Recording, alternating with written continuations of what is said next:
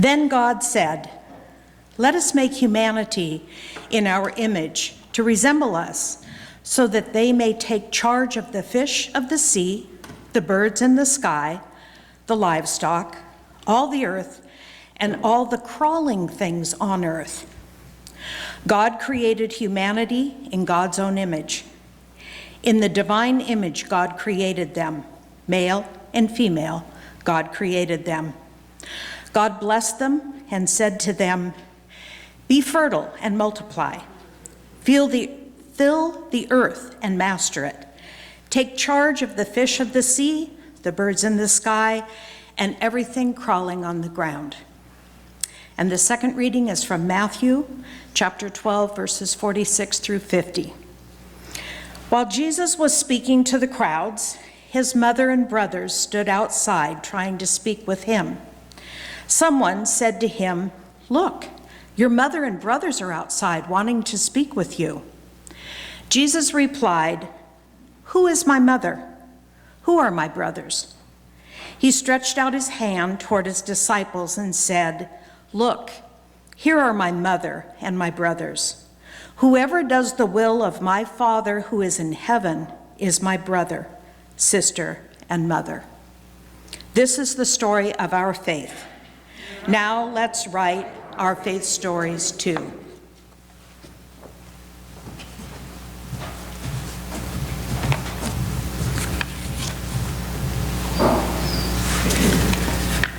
Before I begin, I want to let you know that my sermon includes a lot of slides, so the people on Zoom will probably see more slides than me. You guys in-house get both. So. The concept of family is extremely important in the Bible. Family was introduced in the very beginning, as Kristi read in Genesis. God's plan for creation was for men and women to marry and have children. They would become a family, the essential building block of human society. We also see that family members were supposed to look after each and care for one another. Sometimes this was not done so well. Cain slew Abel, his brother, in a fit of rage and jealousy. When God asked Cain, "Where's Abel, your brother?" Cain's flippant response was, "Am I my brother's keeper?" Now, the implication is, yes, Cain was expected to be Abel's keeper and vice versa. Now, I don't know about you, but when God asked me where my brother was, I wouldn't give him some flippant answer. But God did not mean we had to be blood relatives to be family.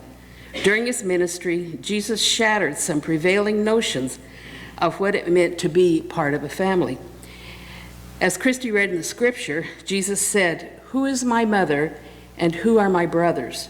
Pointing to his disciples, he said, "Here are my mother and my brothers, for whosoever does the will of my Father in heaven is my brother and sister and mother." Jesus is not saying that biological family isn't important. He is not dismissing his mother and brothers. What he is doing is making clear the saying that biological family isn't important. I'm sorry, I think I read that bad. What he is doing is making clear saying that biological family isn't important. He is not dismissing his mother and brothers. What he is doing is making clear the theological point that the kingdom of heaven, the most important family connection, is spiritual, not physical. This reflection is about our church family and the years we spent getting the church basement back together. I already heard a heavy sigh. We had a small corner in the flood in the basement church in 2018. We dealt with the insurance company and Nordic, who made all the repairs. I could write a book on all that went on there. I have 2 big folders full of documents, notes about meetings upon meetings with Nordic. And I think Mike and Dan probably have even more folders than I do, because they dealt a lot more with the insurance company as well, and so it went on and on. Walt was good about walking by the Nordic building and giving them a nudge now and then to keep them on their toes. Finally, a settlement was reached with the insurance company and Nordic began to make repairs and paint. as well as complete some extra projects that we had them do since we had them there. Life in the church still went on, but we could not have our coffee hours downstairs. We had to move our 100-year celebration luncheon to our Savior's Lutheran Church. And then COVID hit, and we were not meeting in the church at all. Updating our downstairs after the flood began with a family consisting of Pastor Clint, Jason Schuma, Jeremy Bohnet, Dan Johnson, Walt Lee, Mike Garrett, and myself. These were the people who moved the big tables and other furniture out of the small side rooms to the main downstairs so that the side rooms could be restored and repainted.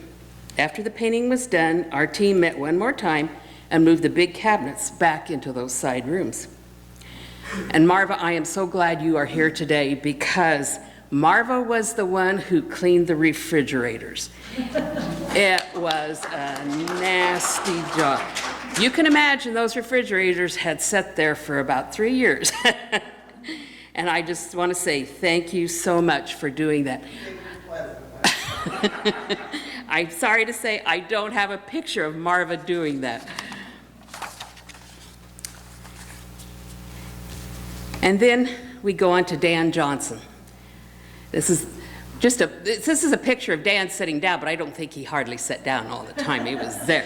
He deserves a lot of acknowledgement and gratitude for all the work he did in that basement. He put in hour after hour building and repairing, trudging up and down that ramp, sawing something, measuring something out in his pickup. He spent hour upon hour there. He deserves a lot of recognition today.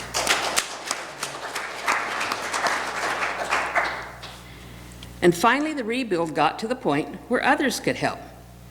Dan and I became a church family.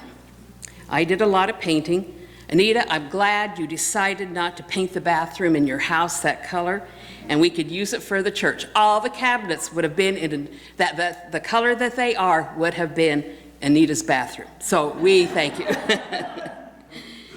And Dan and I developed a family routine. We kind of knew which days we were going to be there, which days we weren't. And I knew that on Tuesday, Dan would be gone because he always did the grocery shopping. He brought groceries for Anita and him, not me. We weren't that good a family. And Dan also put up with my music, which ranged from Queen to John Denver and ABBA to Chicago. I apologized if my music got too loud or too annoying, but Dan had the last laugh. He informed me that if it got too bad, he could just turn off his hearing aids. We then expanded our church family to include Dean and Claudia Reeder and Ed Evans, who also did some painting. Jeremy came in on the weekends and helped me replace doors on cabinets and hang the doors to the rooms. He also helped me strip paint off old doors. That one door we stripped with that gooey paint stripper was something else. That stuff was not easy to work with. We got it on our shoes, we stepped in it, it was pretty crazy. And Jeremy also helped me take about 20 children's chairs to Abraham's house, which turned out to be quite a project because the day that she told me to come, they were having a huge, and I mean huge, sale. There was no parking, but finally we found a parking spot and we lined up all 20 of those chairs out their front doors, so we got rid of them. And finally, we were able to resume meeting in the church. Because we'd not been there in over a year, we began by cleaning the upstairs. Art and Kathy Tamber know how to work. They cleaned up the coffee house, wiped down the library, and finally got us going. Kathy lost a bottle of cleaner, and I don't know if she ever found it. And here is Art cleaning away. And the next picture is Kathy and I supervising. Donna Altig and Ed Evans also cleaned up the upstairs kitchen, tossing out old items, food that had been there like 3 years. I'm sure those cookies were pretty stale. Saving what could be saved and doing some general cleanup. Larry, our janitor, also returned to work to help with the cleaning. After the painting it was done, it was time to clean the stage. Who knew how much stuff we had stored on that stage? There were a lot of dishes, pans, cups, etc. that needed to be washed after all that time sitting up there. And I know Donna sorted through a lot of boxes of stuff that we just threw out. It was quite a job. Here is Ed Evans with one of the carts that holds the plates. There's another one besides this. So picture all those plates being hand washed, air dried, and put away. Renee Schweiger, Mike Garrett, Donna Altig, Kristi Denis, Gail Gunning, Kristi Bristow, and Art and Kathy Tamber came the first weekend. And here are Renee and Kristi washing dishes. I mean, we washed those dishes in shifts. I mean, it just went on and on. People washed till they were tired of standing there, and then two more would step in. All the chairs on the stage had to be washed along with the tables. The tables and chairs were then placed around the room. Kristi and Kathy are washing away here in this picture, and you can also see Gail in the background. The second scheduled weekend saw Janice Castle, Esther Rimbert, Mike Garrett, Donna Altig, Kathy and Art Tamber, Gail Gunning, Kristi Bristow, Joanne Zielinski, and myself. And here are Esther and Kathy washing dishes. The next slide is Janice and Joanne taking a turn at the dishes. We just had no idea that there were that many dishes in there. Dan had built some drawers in one of the cabinets for the silverware, and we filled those up so full it was hard to even pull them open. Also, thanks to Gail and Kristi for organizing and labeling the cupboards in the storage room. If they hadn't labeled them, I don't know if we'd ever found all that stuff again. Dan also discovered that I drove the carts like a crazy person, and odds were good that there were going to be some dings in the wall. So he and Anita put subway tile around the part of the kitchen where the walls were most likely to get hit. When that last pan was washed and put away, what a great feeling we had pulled this off. Thank you to Donna Altig, who did that final cleaning of the stoves. I'm sure there are other people who were in and out and that I do not know of and have not mentioned. But thank you to everyone who participated in this project, from dealing with the insurance company, Nordic, and the cleanup. And then we were ready to use the downstairs.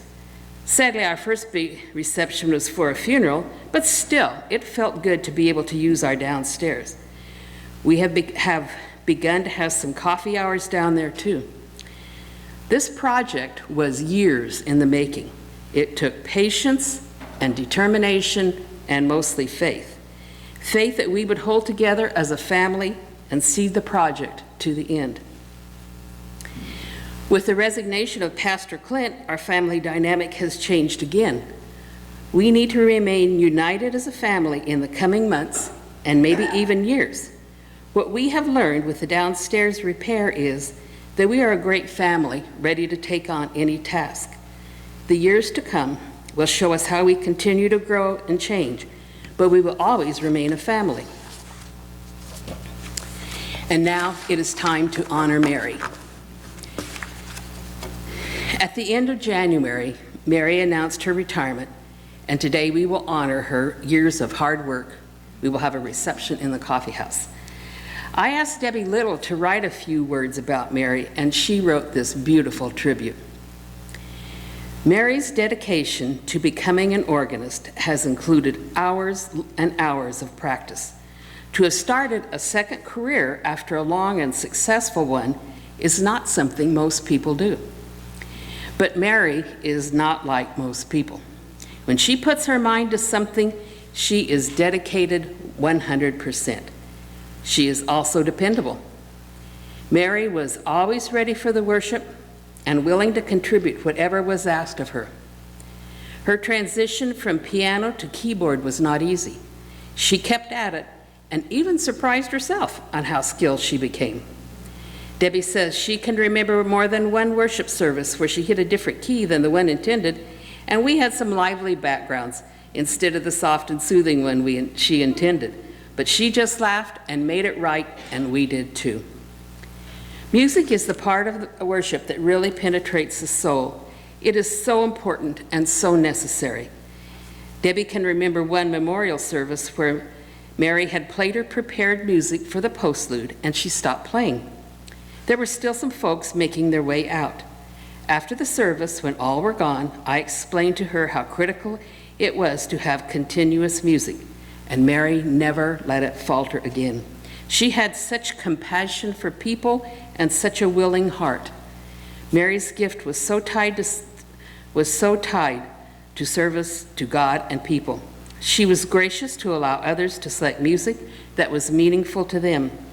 She was willing to be a part of additional worship services. She was always on time and always prepared. Debbie says, I know that her faith had a lot to do with how she used her talent. Mary is one of the kindest people she knows. She spoke at many memorial services, offering a short memory which captured a part of someone's essence. She has been a faithful servant and a most valued member of our church community. Well done, thou good and faithful servant.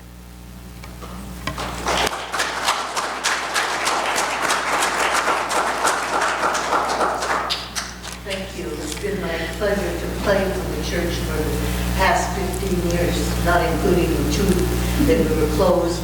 And if I weren't for my issues, I would probably be playing a little longer, but I have said I can still be available for memorial services.